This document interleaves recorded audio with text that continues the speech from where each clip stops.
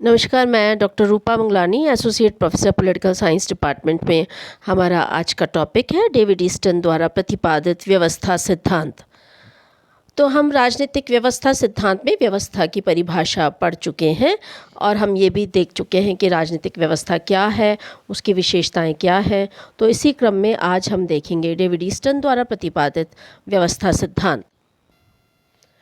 तो David Easton ने व्यवस्था सिद्धांत का जो परिचय दिया, उसमें बेसिकली उन्होंने राजनीति विज्ञान में व्यवस्था की अवधारणा का प्रयोग किया और इस प्रयोगकर्ताओं में डेविड ईस्टन का नाम जो है वो सबसे आगे है।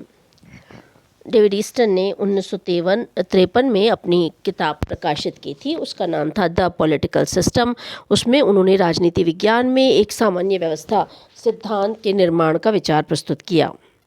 डेविड ईस्टन के अनुसार राजनीतिक व्यवस्था अंतःक्रियाओं का ऐसा समूह है जिसके अंतर्गत मांगों को निर्गत में बदला जाता है, यानी डिमांड्स कन्वर्ट होती हैं आउटपुट में। राजनीतिक व्यवस्था संस्थाओं एवं प्रक्रियाओं का एक जटिल समूह है जो समाज के भीतर आधिकारिक मूल्यों का विनियोजन करती है, ऐसा डेविड ईस्टन का कहना है। उनकी ये मान्यता है कि हम राजनीतिक व्यवस्था का अध्ययन इसलिए करते हैं क्योंकि उनके अधिकारपूर्ण निर्णय यानी ऑथोरिटेटिव डिसीजंस के परिणामों का समाज के लिए बहुत महत्व है और इन परिणामों को आउटपुट या निर्गत कहा जाता है। ईस्टन की मान्यता है कि किसी भी व्यवस्था को जीवित रखने के लिए यह आवश्यक है कि उसमें निरंतर निवेश यानी इनपुट होता रहे। ईस्टन के अनुसार निवेश के बिना कोई भी व्यवस्था काम नहीं कर सकती है और निर्गत के बिना उसके कार्यों को जाना पहचाना नहीं जा सकता।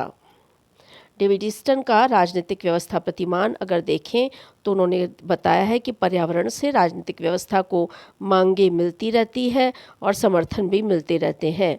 मांगों और समर्थन को इन्होंने निवेश का नाम दिया है।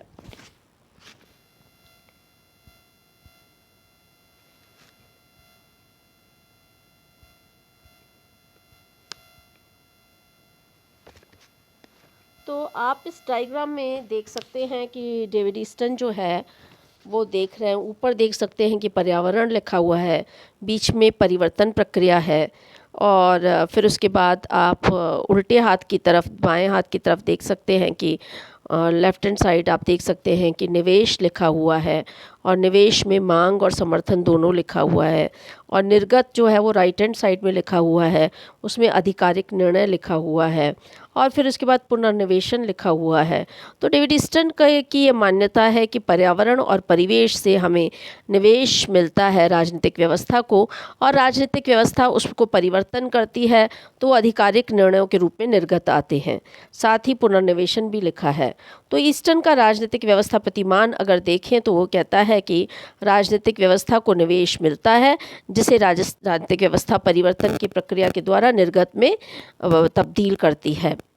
तो ईस्टन के अनुसार राजनीतिक व्यवस्था में निवेश प्रकार्य आते हैं और फिर निर्गत प्रकार्य आते हैं। निवेश से तात्पर्य मांग तथा समर्थन से है। उनका ये कहना है कि हर राजनीतिक व्यवस्था के सामने पर्यावरण से कुछ मांगें रखी जाती हैं।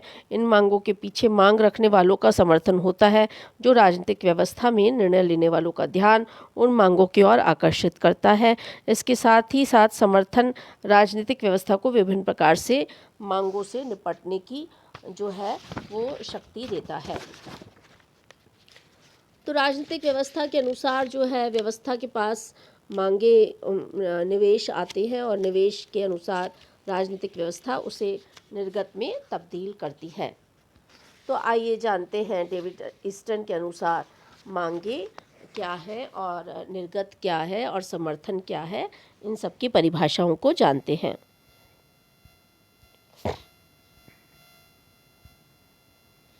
तो सबसे पहले देखते हैं कि मांगे क्या है।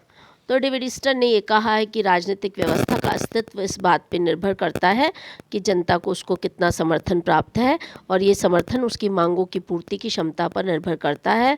डेविड ईस्टन के अनुसार मांगे हमें यह समझाने में सहायता करती है कि किस तरह परिवेश संपूर्ण राजनीतिक व्यवस्था पर अपना प्रभाव डालता है, क्योंकि मांगों का जन्म कहाँ से होता है? सामाजिक परिवेश से होता है। तो जो भी पॉलिटिकल सिस्टम के पास मांग आती है उसकी वैधता, व्यवस्था की क्षमता तथा स्थायित्व को समझने में समर्थन सहायता देता है। तो आइए जानते हैं मांग क्या है। वो कहते हैं डेविड ईस्टन कि मांग मन की अभिव्यक्ति है। यानी पॉलिटिकल सिस्टम के पास कोई ना कोई मांग आएगी। जैसे मान लीजिए मांग आई कि साहब पानी का इंतज़ाम हो, बिजली का इंतज़ाम हो, एजुकेशन हो। मांग आई कि पॉलिटिकल सिस्टम के पास रोज़गार मिले। किसी भी तरह की मांग आ सकती है, तकनीकी विकास की भी मांग आ सकती है। तो मांग क्या है? मन की अभिव्यक्ति है। इससे क्या होता है? इसके द्वारा किसी वस्तु के विशेष के प्राधिकारिक आवंटन अलोकेशन के लिए उन लोगों से जो कि इसको करने के लिए उत्तरदायी हैं कहा जाता है। ऐसा होना चाहिए या नहीं होना चाहिए। मांगे कई प्रकार की हो सकती है, संकीर्ण हो सकती है, विशिष्ट हो सकती है, सामान्य हो सकती है, और उनको व्यक्त करने वाले लोगों तथा उनके उद्देश्यों पर निर्भर करता है कि मांगे कैसी हैं। डेविड ईस्टन ने कहा है कि मांगों की अपनी एक निर्दिष्ट दिशा होती है, उनका बहाव सदैव सत्ता की ओर रहता है। मांगों के दो रूप होते हैं, सुझाव तथा निर्देश। ईस्टन के अनुसार मांगे दो प्रकार की होती हैं, स्पष्ट और अस्पष्ट। मांगे व्यक्तिक, स्वार्थ तथा जनहित दोनों से संबंधित हो सकती हैं। फिर ईस्टन ने बताया कि समर्थन होता है। तो राजनीतिक व्यवस्था कुछ काम करती है, कार्य करने के लिए समर्थन का होना बहुत ज़रूरी है। समर्थन एक महत्वपूर्ण निवेश है जिसके होने या न होने से महत्वपूर्ण परिणाम निकलते हैं। ईस्टन कहते हैं कि बिना समर्थन के मांगों का कोई औचित्य ही नहीं रह जाता। ये एक ऐसा बल है जो अधिकारियों का ध्यान मांगों की ओर आकर्षित करता है।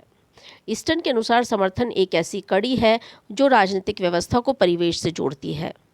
यदि अधिकारियों को व्यवस्था में समर्थन प्राप्त नहीं है तो मांगों का निवेश के रूप में विधायन करना संभव नहीं हो पाएगा। बिना समर्थन के शासन में स्थिरता नहीं आ पाती। सामाजिक एकता बनाए रखने के लिए समर्थन जरूरी है, ऐसा ईस्टन का कहना है। मांगों और समर्थन के साथ ही निर्गत प्रकार्य भी होते हैं, आउटपुट्स भी होते हैं। ईस्टन का कहना है कि निर्गत वे उत्पादित वस्तुएं हैं जो निवेश के रूपांतरण के बाद प्राप्त होती हैं। निवेश को समर्थन द्वारा सूत्रबद्ध करके व्यवस्था के सामने निर्णय लेने के लिए रखा जाता है। ईस्टन कहते हैं कि राजनीतिक व्यवस्था विभिन्न प्रकार के निवेशों पर निर्णय लेती है। निर्गत व्यक्तियों द्वारा रखी गई मांगों पर राजनीतिक व्यवस्था का निर्णय है। तो मान लीजिए पानी की मांग हुई कि भाई पानी की आवश्यकता है या बिजली की आवश्यकता है, तो ये मांग हुई। और जब मांग हुई और मान लीजिए मांग पूरी हो गई, मांग पे निर्णय हुआ, तो वो निर्णय क्या हुआ? वो निर्गत हुआ। निर्गत जब हो गया तो फीडबैक के माध्यम से जो भी निर्णय हुआ या निर्गत हुआ, चाहे वो पॉजिटिव हुआ या नेगेटिव हुआ, मान लीजिए पानी की मांग पूरी हो गई या मांग पूरी नहीं हुई, दोनों ही निर्णयों पर पुनर्निवेश होता है, फीडबैक होता है। मतलब जनता उस पर कोई ना कोई राय व्यक्त करती है। तो निर्गत का उद्देश्य राजनीतिक व्यवस्था के सदस्यों की आवश्यकताओं को पूरा करना होता है। तो व्यवस्था के निर्गत से जो भी निर्णय हुआ उससे सदस्यों की आवश्यकता पूरी हुई हो या नहीं हुई हो, जनता की इस संबंध में क्या प्रतिक्रिया है, इस संबंध में जो सूचनाएं अधिकारीगण के पास आती है उसे हम पुनर्निवेश कहते हैं। राजनीतिक व्यवस्था के भीतर संपादित होने वाले सभी कामों में सबसे महत्वपूर्ण कार्य पुनर्निवेश चक्र का है, फीडबैक लूप का है, क्योंकि इसके द्वारा संपादित कार्य की प्रक्रिया से राजनीतिक कार्यों का चक्र संचालित होता है। फिर परिवेश है। राजनीतिक व्यवस्था संपूर्ण सामाजिक व्यवस्था में अन्य व्यवस्थाओं की तरह एक उपव्यवस्था की भूमिका अदा करती है। इसके परिवेश से आंशिक रूप से इसकी सहयोगिनी उपव्यवस्थाओं का बोध होता है, जिन्हें आंतरिक सामाजिक पर्यावरण की संज्ञा दी गई है। आंतरिक सामाजिक पर्यावरण को देखने से स्पष्ट हो जाता है कि राजनीतिक व्यवस्था वातावरण, जैविक तत्व तथा समाज की पद्धतियों द्वारा प्रभावित होती है। अगर हम समीक्षा देखें इस सारी बात की, यानी हमने निवेश देखे, तो निवेश क्या आए राजनीतिक व्यवस्था के पास? मांग और समर्थन। मान लीजिए मांग आई स्कूल बनना चाहिए, तो निर्णय हुआ, निर्गत प्रकार आउट हुआ, स्कूल बन गया।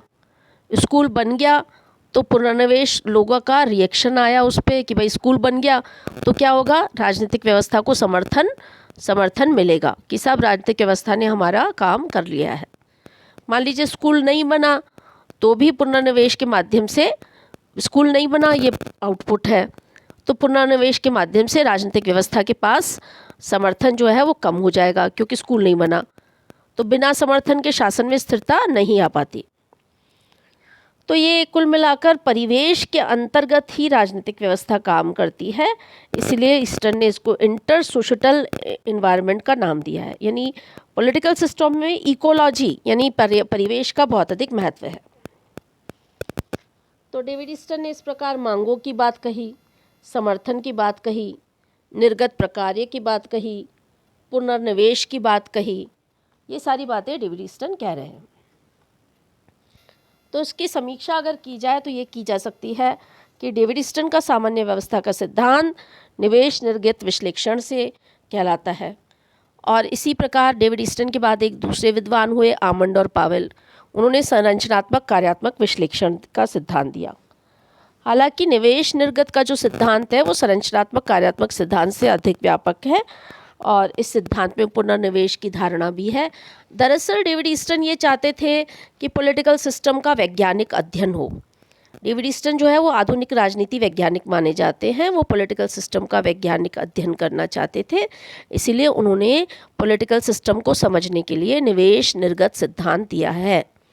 और उन्होंने बताया है कि पॉलिटिकल सिस्टम एक निश्चित दायरे में काम करती है, उसका एक सिस्टम होता है, उसी के तहत कार्य करती है। इस वो कहता है कि व्यवस्था आधिकारिक निर्णय है, अंतःक्रियाशील तत्वों का आधिकारिक निर्णय है, ऑथोरिटेटिव अलोकेशन ऑफ वैल्यूज़ है।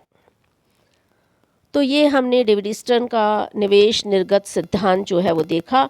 हमने देखा कि व्यवस्था सिद्धांत कौन सी किताब में दिया है, द पॉलिटिकल सिस्टम में दिया। फिर हमने देखा कि डेविड ईस्टन के अनुसार राजनीतिक व्यवस्था क्या है, अंतःक्रियाओं का ऐसा समूह है जिसके अंतर्गत मांगों को निर्गत में बदला जाता है, इनपुट को आउटपुट में बदला जाता है। फिर हमने देखा कि वो कहते हैं कि राजनीतिक व्यवस्था संस्थाओं और प्रक्रियाओं का जटिल समूह है, ये समाज के भीतर आधिकारिक मूल्यों का विनियोजन करते हैं। फिर हमने देखा कि डेविड ईस्टन ने ये बताया, ईस्टन ने राजनीतिक व्यवस्था का प्रतिमान दिया। फिर हमने ये भी देखा कि डेविड ईस्टन ने किस तरह से इसका मूल्यांकन किया है। तो आप इसे ज़रूर तैयार करें, बहुत महत्वपूर्ण टॉपिक है, इसमें क्वेश्चन पूछा जाता है, आगे कंपटीशन तक इसमें सवाल आते हैं। अभी आपका ये फर्स्ट ईयर है, तो फर्स्ट ईयर में ही आप डेविड ईस्टन के मॉडल को समझें, इसका चित्र ज़रूर बनाएं परीक्षा में, क्योंकि परीक्षा में जो है इसके मार्क्स आते हैं। और इसकी जो थोड़ी क्लिष्ट लगेंगी आपकी अवधारणाएं, लेकिन उसको समझने की कोशिश करें, रटे नहीं। आप चित्र बनाएं, जैसे मैंने आपको स्कूल वाला एग्जाम्पल दिया, तो एग्जाम्पल से समझें, तो इससे आपको मदद होगी। तो इसको पढ़िए और हम मिलेंगे तो उस पर फिर से चर्चा करेंगे। अपने और अपने परिवार के स्वास्थ्य का ध्यान रखिए। शुभकामनाएं।